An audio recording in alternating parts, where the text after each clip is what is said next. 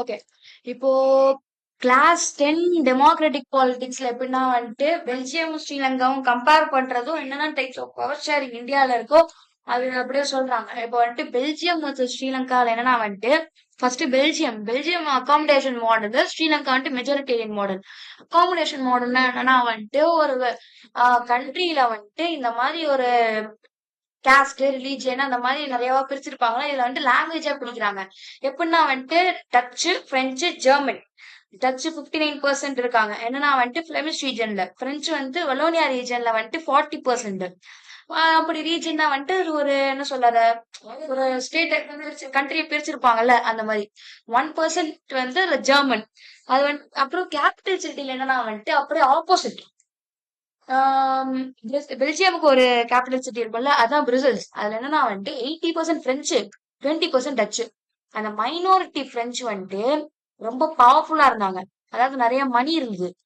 ஆனா இது மெஜாரிட்டியா இருந்த டச்சுக்கு இது எதுவுமே கிடைக்கல. எப்படின்னா மைனாரிட்டி பிரெஞ்சு காஸ்ட் நிறைய வச்சிருக்காங்களா, அதை வச்சு எல்லாம் இது எல்லாம் என்ன சொல்ல எல்லாம் பை பண்ணிடுறாங்க. ஆனா டச்சுக்கு எல்லாமே லேட்டா தான் கிடைச்சது.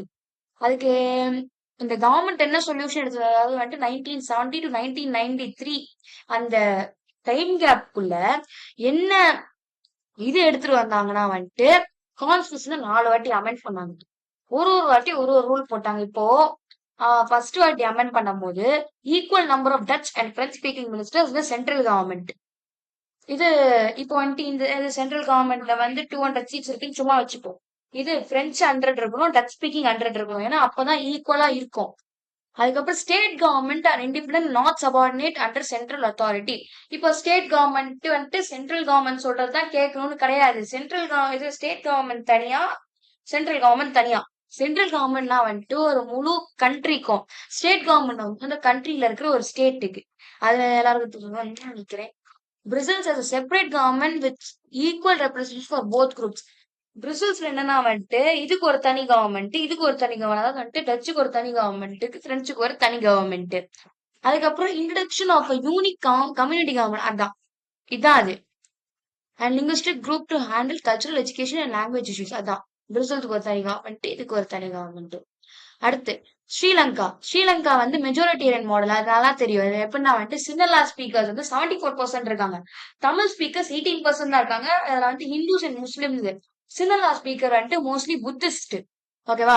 என்னன்னா இந்த பாலிசி ஆஃப் இந்த பாலிசி என்னன்னா 1948ல சின்னலாவை மெஜாரிட்டினால சினலீஸ் தான் என்ன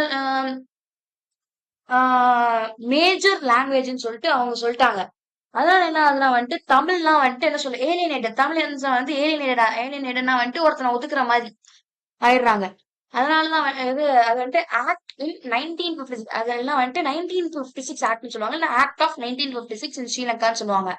maintain perfect policies giving Sinhala applicants top priority. அதாவது இப்போ ஒரு ஜாபுக்கு போறவங்கன்னா தமிழோட சினலீஸ் சினலீஸுக்கு தான் நிறைய ப்ரியாரிட்டி இருக்கு. இப்போ தமிழ் சினலீஸ் ஒருத்தனோட அதிகமா நல்லா பெர்ஃபார்ம் பண்ணாலும், சினலீஸ் ரொம்ப முக்கியா பெர்ஃபார்ம் பண்ணாலும் 2 பேருக்கும் ஈக்குவல் மார்க் தான் கொடுப்பாங்க. ஏன்னா சினலீஸுக்கு ஏற்கனவே கொஞ்சம் மார்க்ஸ் அதிகம் பண்ணுவாங்க. ஏன்னா அவங்க சினலீஸ். அதனால இது தமிழ் பீப்புள்ஸ் வெளியே தள்ளி விட்ட மாதிரி இருந்தது. Maintain preferential policies giving similar applicants. இதான் created a new constitution stating that the government must protect and foster Buddhism.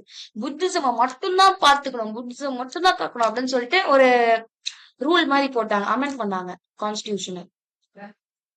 அதுல ரிசல்ட் என்னன்னா சிவில் வார்.